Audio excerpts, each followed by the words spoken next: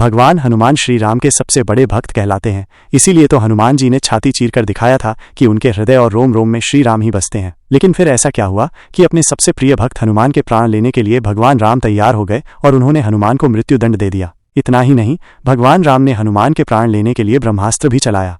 भगवान राम और हनुमान से जुड़ी पौराणिक कथा। भगवान राम और हनुमान से जुड़ी एक पौराणिक कथा के अनुसार एक बार देव ऋषि नारद, वशिष्ठ, विश्वामित्र और अन्य महान ऋषि मुनियों की सभा राम जी के दरबार में लगी थी। सभा में ये चर्चा हो रही थी कि क्या राम का नाम प्रभु राम से भी बड़ा है, यानी राम अधिक शक्तिशाली है या राम का नाम। सभा में सभी विद्वानों ने इस चर्चा में अपनी अपनी राय रखी। सभी लोगों ने राम को अधिक शक्तिशाली बताया, लेकिन नारद मुनि का कहना था कि राम का नाम राम से अधिक शक्तिशाली है।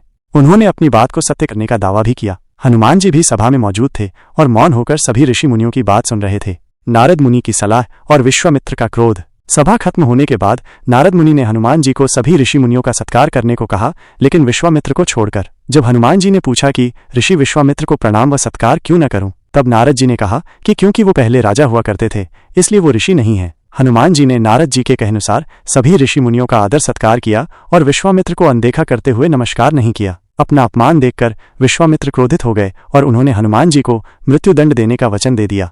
राम का दुविधा और हनुमान का मृत्युदंड। विश्वामित्र ने हनुमान को मृत्युदंड देने का श्री राम से वचन ले लिया। श्री राम को हनुमान बहुत प्रिय थे, लेकिन विश्वामित्र भी उनके गुरु थे और गुरु की आज्ञा का पालन करना राम जी के लिए सबसे बड़ा कर्तव्य था। गुरु की आज्ञा न टल जाए, ये सोचकर भगवान राम जी भी अपने प्रिय भक्त हनुमान को मृत्युदंड देने के लिए तैयार हो गए। इधर हनुमान जी ये समझ नहीं पा रहे थे कि आखिर भगवान राम उन्हें मारना क्यों चाहते हैं। तब नारद जी ने हनुमान को राम नाम जपने की सलाह दी। हनुमान जी एक वृक्ष के नीचे बैठ गए और राम राम जपने लगे। राम का नाम जपते हुए वो राम धुन में ऐसे मग्न हो गए कि गहरे ध्यान में चले गए।